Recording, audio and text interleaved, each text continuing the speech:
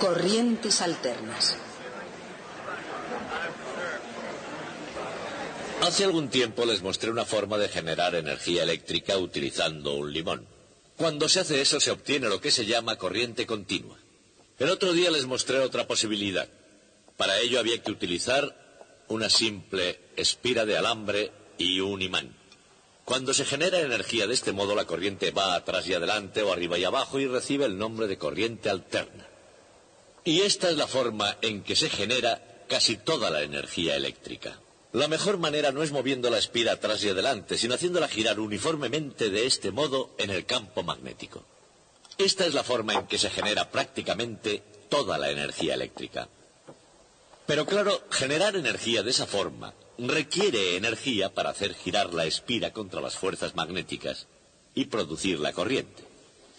Esto se hace normalmente utilizando una máquina térmica, una turbina de gas alimentada con un combustible fósil como petróleo, carbón o gas, o un reactor nuclear, e incluso agua en un generador hidroeléctrico. Y yo quiero enseñarles a construir uno de esos por si alguna vez se quedan en una isla desierta sin recursos y tienen que reconstruir la civilización desde el principio. He construido uno muy sencillo para ustedes. Esta rueda de paletas gira de esta forma cuando el agua corre por ella. Cuando gira hace dar vueltas a una espira muy similar a la que tenemos aquí, entre los polos de este imán permanente. La producción eléctrica del generador llega al osciloscopio, que es un dispositivo que indica el voltaje. Mientras la señal en el osciloscopio haga su recorrido horizontalmente, no sucede nada. Pero cuando comencemos a generar energía, subirá y bajará de esta forma. Es decir, que cuando la vean oscilar sabrán que estamos generando electricidad y todo lo que tengo que hacer para generarla es hacer correr el agua. Muy bien, de todas formas, los de las primeras filas que saquen los paraguas.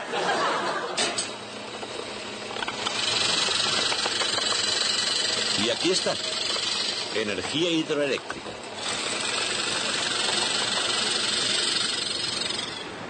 Energía eléctrica. Ningún mortal la creó, pero hace 100 años un hombre pudo prever su enorme potencial. De niño había leído sobre las cataratas del Niágara y soñó con una rueda impulsada por esas cascadas. Finalmente, su sueño tomó la forma de una vasta red de fuerza eléctrica y giró como una dinamo impulsando la moderna era industrial. Su nombre era Nikola Tesla, y su visión, una teoría y una práctica que pudieron finalmente utilizar la fuerza del Niágara, estaba basada en el principio de la corriente alterna. La corriente alterna, AC, es una corriente oscilante. La produce un voltaje que sube y que cae, positiva y negativa, como una onda senoidal. Pero tal como descubrió Nikola Tesla, definir la corriente alterna fue solo el comienzo de sus ascensos y descensos. Él quería que la corriente alterna impulsara todo lo que hay sobre la Tierra, pero en el mundo real, el mundo de los negocios, esa idea encontró una enorme resistencia. Ya desde el principio tropezó con las fuerzas eléctricas que era Thomas Alva Edison y los defensores de la corriente continua.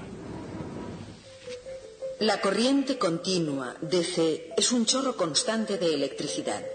Idealmente, su voltaje es constante e igual a la intensidad de corriente, también constante, multiplicada por la resistencia efectiva del circuito.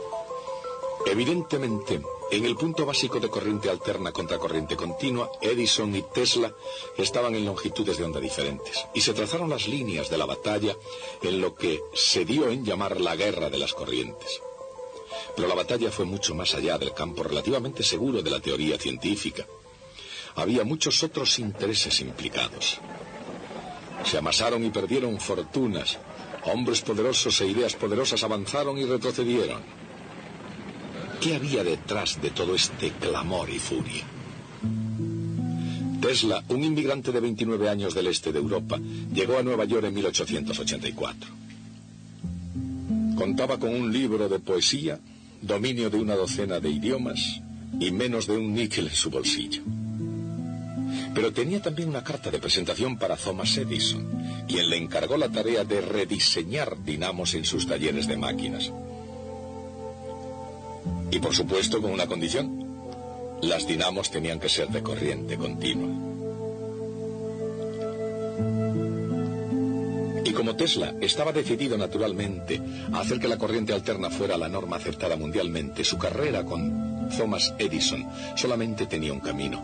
Antes de un año, Tesla había renunciado, en parte porque parece ser que Edison no cumplió su promesa de pagar una gratificación. Tesla comenzó a pasar una mala racha y estuvo una vez más prácticamente sin un céntimo. Al mantener su principio de la corriente alterna, Tesla no solo había tocado fondo, sino que había dislocado violentamente la maquinaria más poderosa de la faz de la Tierra. A la hora de sacar partido a la electricidad, nadie en el mundo podía compararse con Thomas Alva Edison. Se le considera el cerebro de la era de la electricidad. Como general eléctrico de la que llegaría a ser la compañía General Electric, Edison no fue llamado Napoleón simplemente porque la actriz Sarah Bernhardt dijese que parecía representar ese papel. Aún hoy sus oficinas centrales, el laboratorio Edison en Menlo Park, New Jersey, permanece vivo en la imaginación de la gente. Como un digno homenaje fue reconstruido desde sus cimientos tablón a tablón y conservado en el Museo Henry Ford de Greenfield Village en Dearborn, Michigan. Mientras vivió, Edison fue la fuerza creadora que estaba detrás de toda idea brillante que hubiese bajo el sol. A pesar de que su oído estaba disminuido, su genio produjo el primer fonógrafo del mundo. Y para que conste, también inventó la cámara de cine. Fue en Menlo Park, no en Hollywood, donde el cine tuvo sus primeros parpadeos. Con este invento, el teleimpresor, la presión sanguínea de los negocios comenzó a subir y bajar con el pulso de la bolsa. Y cualquier noticia viajaba lejos y rápidamente, con la versión ampliamente mejorada por Edison del telégrafo. De hecho, perfeccionó a menudo otros inventos, haciéndolos más prácticos y comercialmente viables. Otros inventaron el primer teléfono y la primera máquina de escribir, pero Edison los convirtió en efectivos instrumentos manuales. Por otra parte, Edison trató a veces de destrozar y no de mejorar las ideas de otros. El fervor de Edison hacia Nikola Tesla y su idea de la corriente alterna era ciertamente débil, a diferencia del que puso aquí en Menlo Park. Y no es de extrañar. Comenzando por la casa de huéspedes de Sally Jordan, la primera casa del mundo iluminada eléctricamente, la corriente continua de Edison estaba en camino de iluminar cada casa situada dentro del alcance limitado de su red de centrales eléctricas. Y Edison sabía que incluso en los circuitos más simples, la corriente alterna de Tesla podía estar llena de sorpresas. Por ejemplo, consideramos un simple circuito constituido por una fuente de tensión alterna, un condensador y una autoinducción.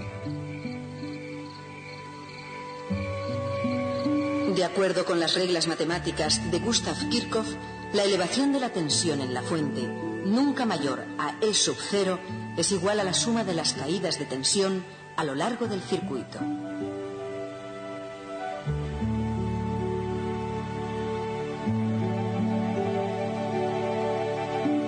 El resultado es una ecuación diferencial que se puede escribir en términos de la carga Q en el condensador.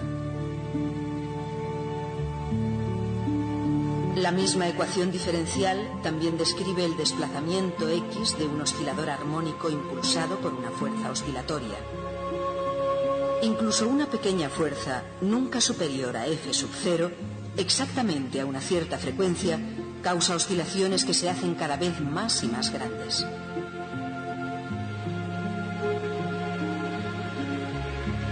Y esto se añade al fenómeno de la resonancia, lo que significa que en un circuito de corriente alterna, incluso una pequeña oscilación de la tensión puede causar que circule una asombrosa cantidad de carga eléctrica.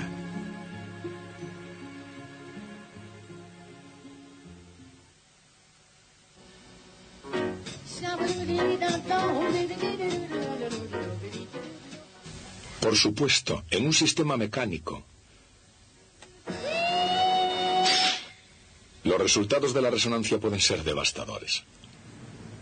Pero a veces se utiliza la resonancia eléctrica para obtener la sintonía correcta.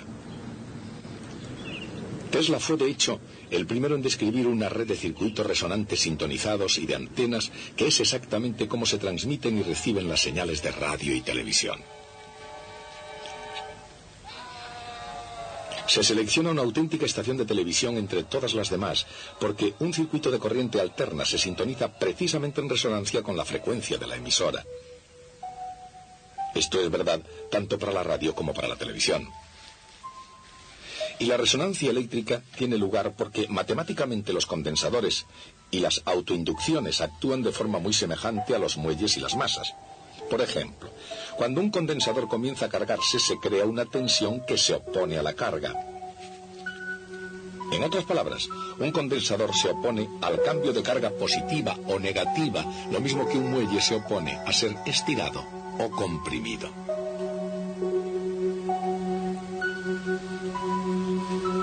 Dicho de otro modo, cuando se aplica una tensión a una autoinducción, pasa un cierto tiempo antes de que la corriente se ponga en movimiento.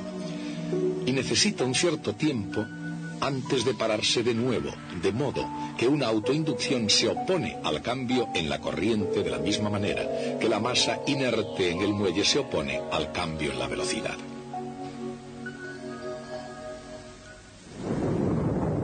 Independientemente de lo precisa que sea la analogía, pueden surgir diferencias. Por ejemplo, cuando la resonancia tiene lugar en osciladores eléctricos, no suele afectar negativamente a las personas. Pero cuando la resonancia tiene lugar en osciladores mecánicos, las cosas se nos pueden ir de las manos. En los circuitos eléctricos, la resistencia puede ayudar a mantener las cosas bajo control. Por ejemplo, consideremos un condensador y una resistencia en un circuito de corriente alterna. Si la frecuencia es suficientemente baja, la carga de tensión del condensador puede ir al paso de la tensión oscilante aplicada. Pero a frecuencias más altas el condensador no puede cargarse y descargarse lo suficientemente rápido, de manera que no se desarrolla una diferencia de potencial a través de él y se desarrolla en la resistencia. Por otra parte, si hay una autoinducción en el circuito a baja frecuencia, hay tiempo suficiente como para que aumente la intensidad de corriente sin necesidad de aplicar mucho voltaje. Pero a frecuencias mucho más altas, la intensidad de corriente en la autoinducción no puede cambiar lo suficientemente rápido antes de que tenga que cambiar de sentido, de manera que se dé la diferencia de potencial fundamentalmente en la autoinducción y no en la resistencia. Cuando todos los elementos están en un mismo circuito a baja frecuencia, la mayor parte de la tensión se emplea en cargar y descargar el condensador.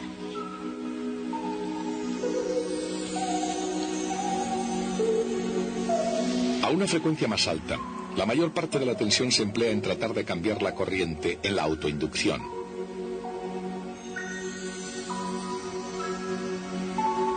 De hecho, a una frecuencia muy alta, la autoinducción impide prácticamente la circulación de cualquier corriente.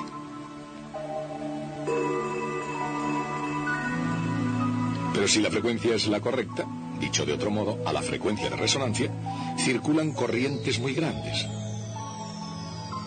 El condensador se carga y descarga, la intensidad de la corriente aumenta y se invierte en la autoinducción. Y la resistencia disipa suficiente energía como para mantener las oscilaciones bajo control. Por supuesto, Edison y compañía todavía tenían el negocio de la electricidad bajo control, y para mantener ese control pusieron una enorme resistencia al poder cada vez mayor de la corriente alterna.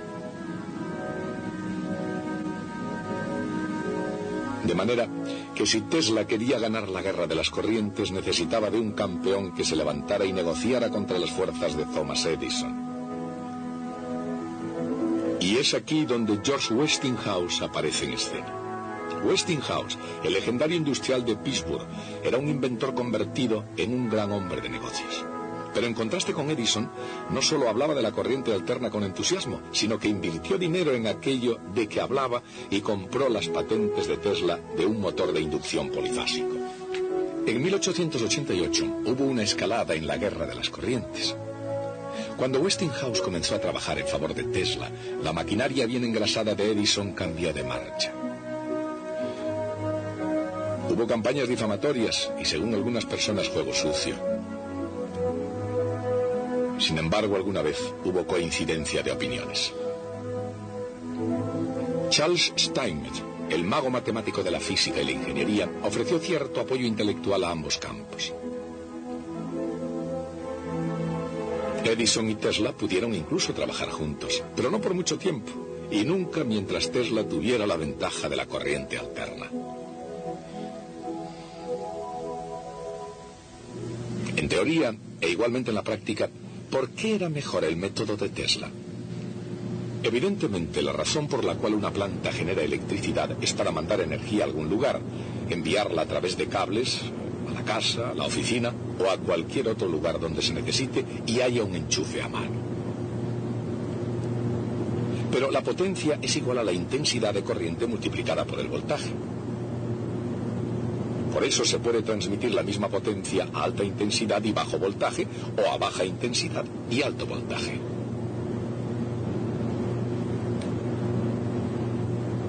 ¿Cuál es mejor?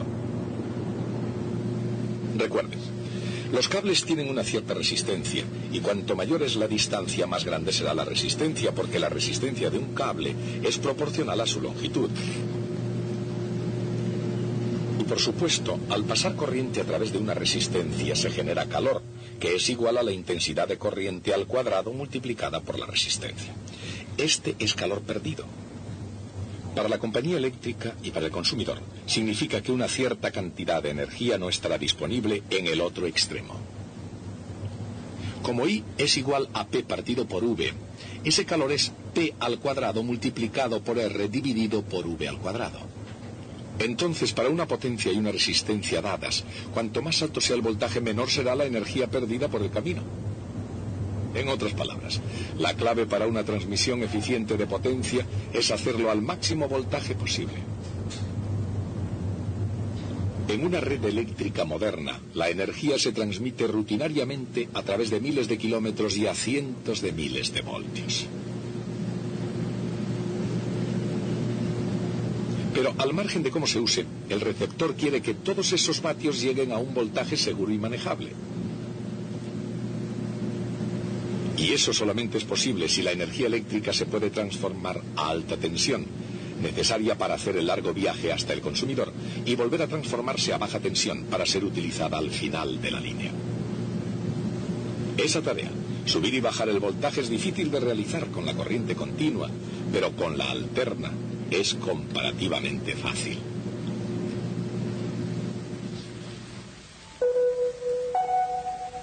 Si la corriente alterna pasa a través de una espira o una bobina, produce un flujo magnético que cambia constantemente.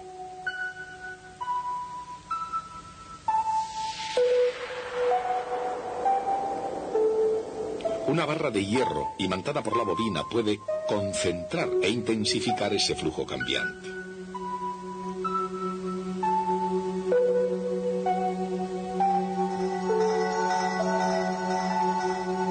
De hecho, un aro de hierro puede contener el flujo en su totalidad.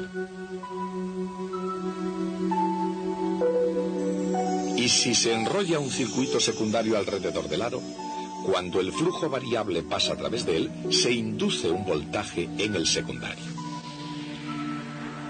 Ese voltaje es proporcional al número de vueltas alrededor del hierro.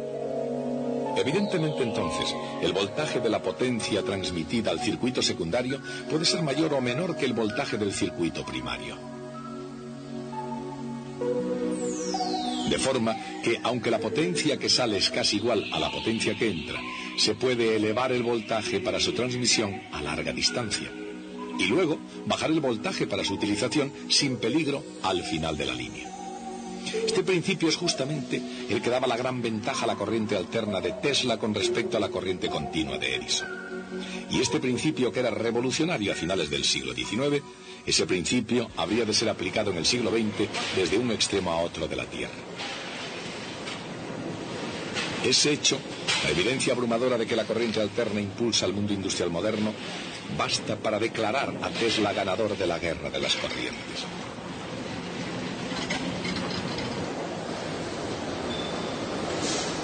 Por otra parte, en guerras e historias como esta siempre hay dos aspectos.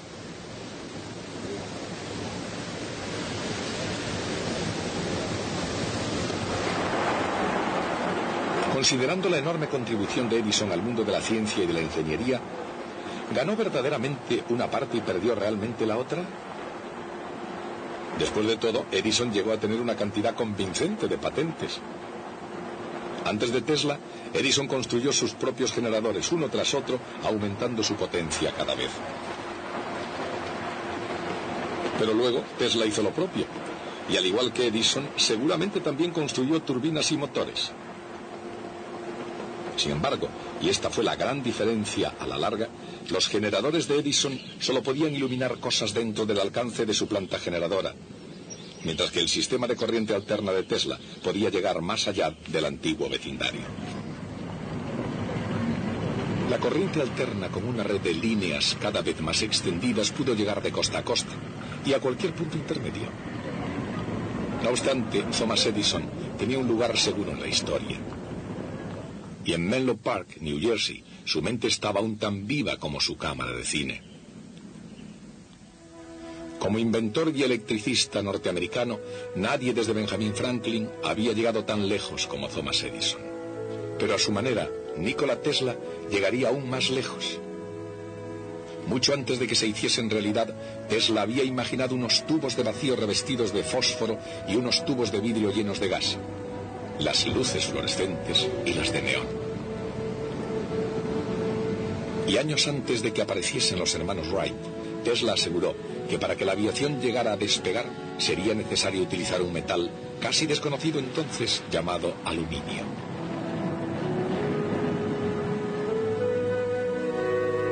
Y mientras que Marconi recibió la aclamación de la prensa por inventar la radio, Nikola Tesla obtuvo en los juzgados el crédito, así como el veredicto final. Hablando de crédito, algunos dicen que a Tesla se le negó el merecido crédito de muchos inventos originales. Con todo, nadie puede negar que Tesla fue uno de los científicos más dinámicos que han existido, ni que la fertilidad de su mente y su inventiva fueran incomparables. Pero Tesla, más interesado en los inventos que en las publicaciones científicas, guardó gran parte de su metodología en su mente. Tal vez por eso, durante años, la comunidad científica permaneció dudosa o fue mezquina en sus alabanzas. Tesla recibió, sin embargo, los doctorados honoris causa de Columbia y Yale. Y finalmente, con ironía involuntaria, hasta le fue concedida la medalla Edison, el más prestigioso premio que ningún otro hizo famoso más que el propio Edison.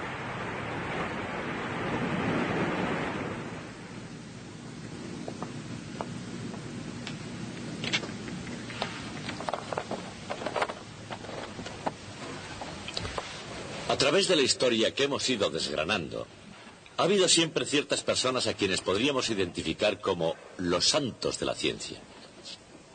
Eran hombres que se sentían impulsados hacia la ciencia como las mariposas nocturnas hacia la luz.